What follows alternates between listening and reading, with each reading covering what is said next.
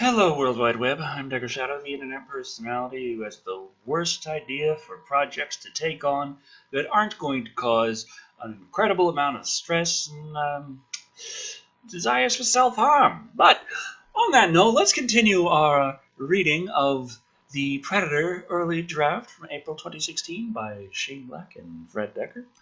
We're on page 82. Page 81 ended with, "We'll find you, sir," as if having no coordinates and no idea where the fuck he's going to be isn't going to matter just because, well, they'll find him.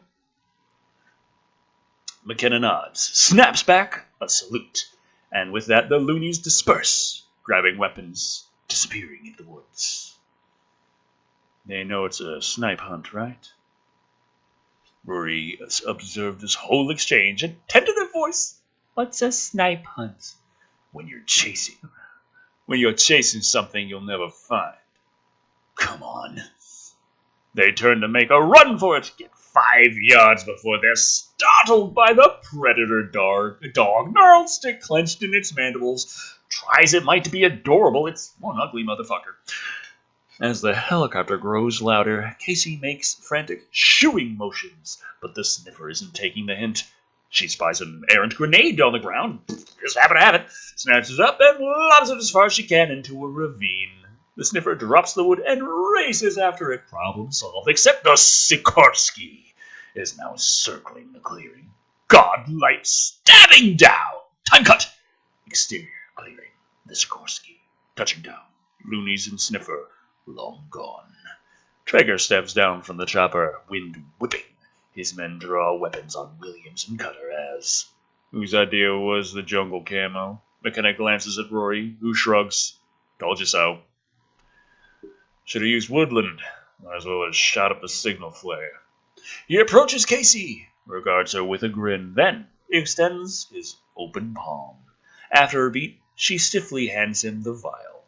So, we acknowledge in this version that they even actually fucking knew about it, as opposed to the final one where she steals it and they never reference it, but for some reason McKenna knows they want her dead over it.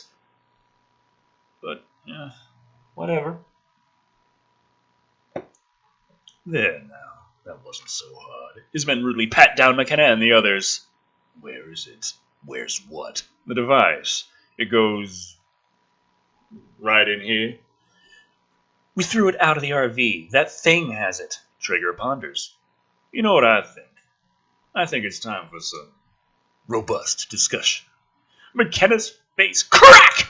It slams into the ground, pummeled, caked with dirt. Purplish welts glisten, backlit by searchlights. It'll take a minute, but eventually you'll get it. We are in an abandoned abattoir. A slaughterhouse! Yeah, I know what a fucking abattoir is. You could have just said slaughterhouse. And were they in a slaughter? It looked like they were in a fucking farm, like a barn. Like there was hay everywhere. There was nothing to indicate anything died there, other than maybe from old age.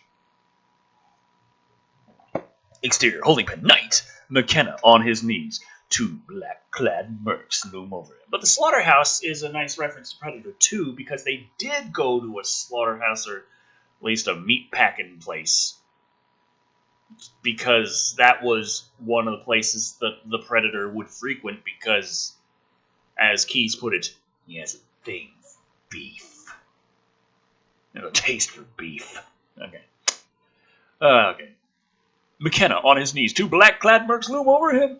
You hit it once in the mail. Where'd you hide it this time? A brutal kick for emphasis. McKenna coughs blood. Is it getting old, Lieutenant? Cough up some more blood if you agree. Another kick. McKenna writhes in the mud. So this time they actually have things they want from them.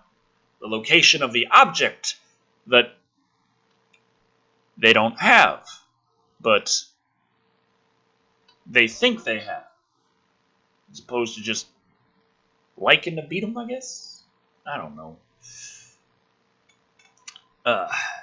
Interior abattoir office, same. Casey, handcuffed to a chair a few feet away, Traeger pours himself a drink, holds up the bottle. Can I tempt you, Miss Brackett? Just tell me, why are they fucking here? If it's not to hunt, then why? Traeger regards her coolly, shrugs, smiles. Oh, so this time she asks him to exposit instead of him just tying her down and expositing all the plot to him. Her, either way. Ms. Brackett, do you remember a few years back when Hostess went bust? Oh God, the Twinkies were always here? It was a run on Twinkies. Snapped up coast to coast. Get 'em while they last. Remember? What are you saying? We're Twinkies? Think about it. How long before climate change makes the planet unlivable? 2 generations? 1? Bit longer. Shit's happening. Just, the laws of physics is a thing I tend to believe in, but unlivable, like point of no return, humanity is going to fucking die. It's not quite a just around the corner thing. You can survive the polar vortex. It's not pleasant, but you live. I mean, usually. Jesus, we're an endangered species and they know it. That's why they keep coming here. They want to snap up our best DNA before it goes bye-bye. Exactly. Adapt themselves with it then. Move in. To the planet that's no longer inhabitable. Casey blinks, stunned. What about their own planet? We think it's dying. Well, cooling, to be precise. You read the file. They thrive in a hothouse environment. Maybe they want to move to ours. It's getting warmer, you know. So, their physiology is better for a hot environment, and their planet is hot. But it's getting cold. So rather than fix their own shit, they found another planet that is getting hotter from the changing climate. So they're like, hey, let's move in here. What? Because evidently nowhere on Predator World has anyone invented a heater unit. They can survive in space itself for long distances. But it's getting a bit chilly on Predator World for some fucking reason. Therefore, we need to move to... I don't know. And your angle, the upgrade tech, am I right? If we can upgrade ourselves, become the ultimate survival engines, why wouldn't we? What? Okay, so now Project Stargazer. Now, not only was it, hey, we found alien life and they have shit that we might want. Okay, let's study the fuck out of them because it's really important, and if we can use this shit for military uses, that'd be great.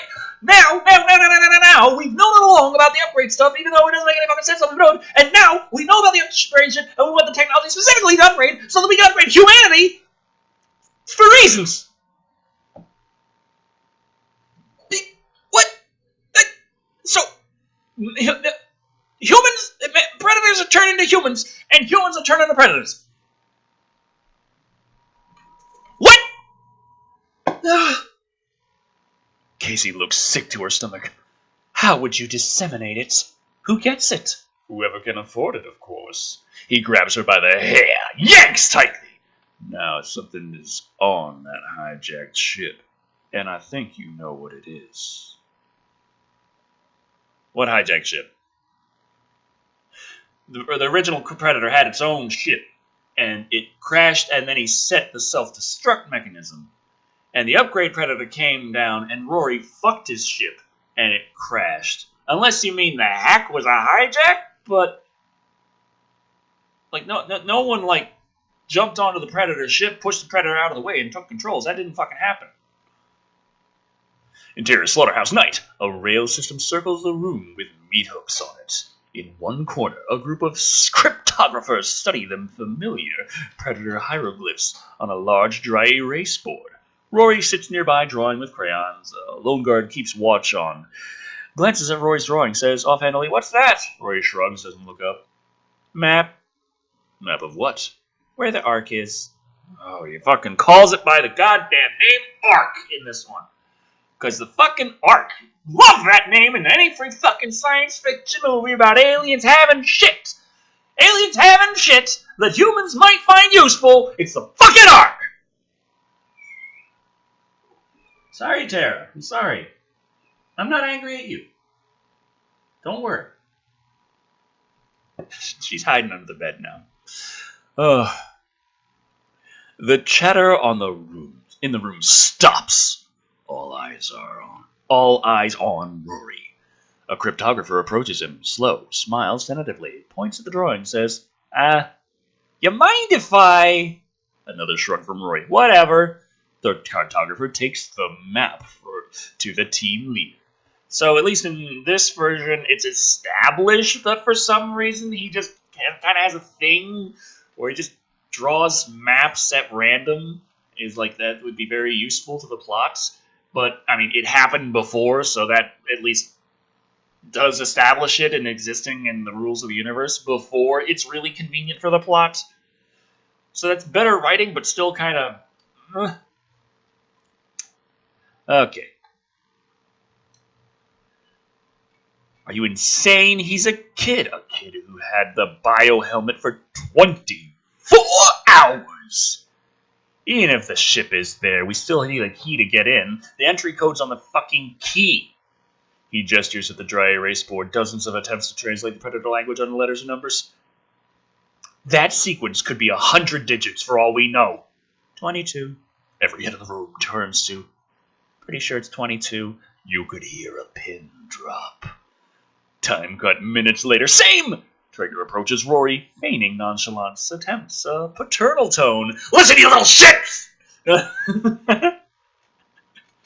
Okay. Hi, Rory. Will. I understand you know how to access the spaceship. Rory nods, tense, bites his lip. Traeger grins. Here's the thing. We work for the United States government. Just like your dad. Except you're assholes. Traeger's grin slips. Then he plasters it back on. Holds up Rory's drawing, the map. I won't argue. Question is, will you get me into this ship or not? So who's Stevens? Who the fuck is Stevens? Traeger introduced himself as Will, so I assume his name is William Traeger. Who the fuck is Stevens? Rory stiffens, wary. If you let my dad go. Traeger glances at his lackeys. Kid's good. He leans in. Okay, you want to play grown-up? Let's play grown-up, man to man. We're not going to let him go.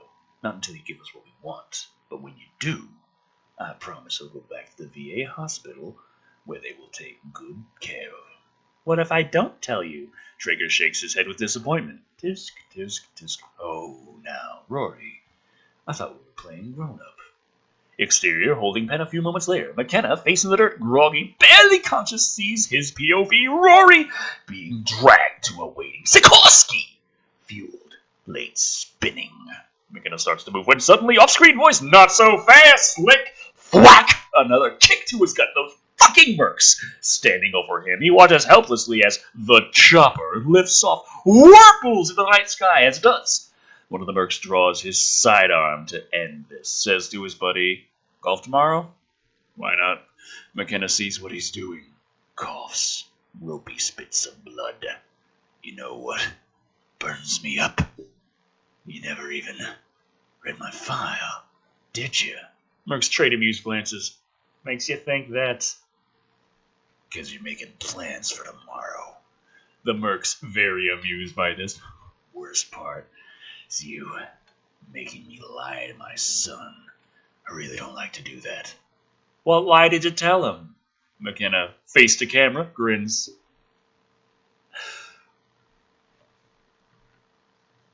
That I won't enjoy this. I mean, it was like, okay, this is a nice part. This was a pretty decent set of lines. Nice writing, really cool, liked it. And then in the script, face to camera, grins.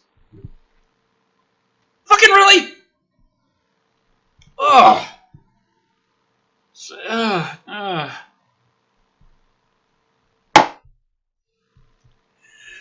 That's when his hand darts out, snatches the guy's forearm, uses his other hand for leverage, and crack!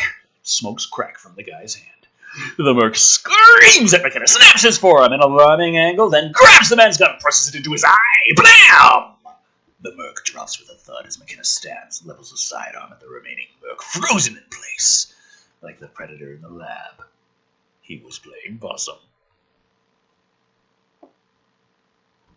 So McKenna just knew the whole time that he was going to break free, and he let them capture him and beat him so hard that he was coughing up blood.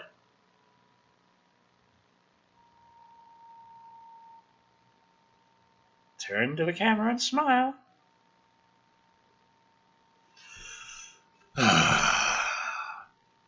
Interior meat refrigerator. A walk-in. Williams and Cutter sitting on the floor. They look up to see the merc opening the thick industrial door. McKenna holds him at gunpoint, says to the guy, "Now the armory." Exterior holding pen. A merc around the corner. Eyes go wide. His POV, the man McKenna killed, wedged into the corner. The guy turns to raise an alarm. Stops! His eyes widen. An inhuman shape looming over him. Interior office. A phone goes off.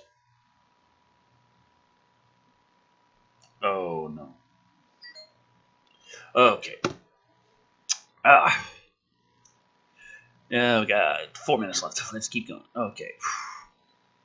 Gun in the back of Casey's head. She closes her eyes and waits for the shots. As abruptly, we hear a loud clumping noises from the corner outside. Footfalls as an intruder now pokes his head around the corner, snuffling, drooling, as benign as it is inhuman. The predator dog. The sniffer, in case you forgot what we call dogs. Wagging its tail, no less, sees Casey, the intended target of the current game in progress, and FYI, in its mouth, the grenade from the clearing. It's fetched it! Brought it back. It drops the grenade, clunk, right in Casey's lap. Her assassin stupefied. Casey wastes no time. Snatches up the grenade, pulls the pin, shoves it down the guard's shirt back, properly bolts for the door, dragging the chair she's handcuffed to. Interior corridor hits the deck as, boom! The room blows out behind a blood and dust and drywall. Smoke clears, and the predator dog pads out of the room, unscathed, drops a new toy at her feet. Right, sorry, not a toy. The guard's severed head. Oh, that would have been cool. That would have been cool, actually. I would have liked to see that. Instead, it's just like, walks a little towards her, and for some reason she looks scared of it still in the theatrical version, even though it's clearly shown to not be a threat to them and actually be quite useful. Though maybe my use of the term Deus Ex Machina was a little bit loose. I mean, I should probably cut down on the use of the term unless it's really, really solid. You know, I think I use the term a little too much, is what I'm saying. Casey throws up a little in her mouth as she hears footfalls. Sees McKenna, Williams, Cutter in his wheelchair come around a corner, armed to the teeth. Exterior slaughterhouse night. McKenna opens a door crack, peers out. His POV soldiers run around the perimeter, taking up firing positions to prevent their escape. McKenna, Williams, and Cutter trade looks, shrug. Duck soap, piece of cake. What the fuck is duck soap? They lock and load, no hesitation. Casey gapes. Gapes! It's suicide. See this? This is why the army thinks you're crazy. Except a sound now, a low pulse. Bass vibrato from outside. McKenna peers through the crack again, and his eyes widen. An involuntary gasp. You've got to be kidding me. Exterior slaughterhouse night starts on an advertising banner, flapping in the wind, and on it, an airbrushed, scantily clad girl. A new look for sexy, being pulled by a pink helicopter. Yes, pink. The Victoria's Secret logo on the side, no less. As we reveal. Interior stolen chopper, flying knight, flyboy at the helm. Of course, the other vet snuggles actually coil in the back. The loonies to the rescue! So the loony helicopter, they still steal one with no fucking explanation how they found it. And they just show up with it. But this time, instead of it being a news chopper that was like two young babes, like with the news, like, hi, we're young and hot and we got the news from the sky. It's a Victoria's Secret helicopter. Is there a such thing as a Victoria's Secret helicopter?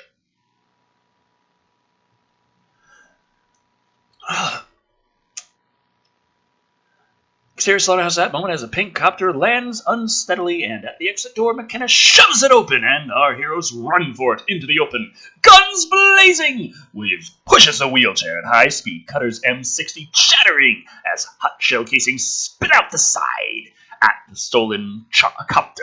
McKenna and Williams provide covering fire as Casey and the loonies heft Cutter aboard, then yanks his wheelchair in. Interior stolen copter continues. This chopper was built for 5 people. Current load 8, plus a wheelchair. Lufthansa it ain't. As Flyboy lifts off. Very inconspicuous. We had to kill 7 Victoria's Secret models. Tell me you're joking. I'm joking. I'd sooner piss on the Mona Lisa. So this time they had to actually fight to get to the chopper because the place they brought him to had actual guards instead of just a couple of guys inside the barn. And then they take them out and lock up a few, and then it's just like, well, let's leave. And they leave.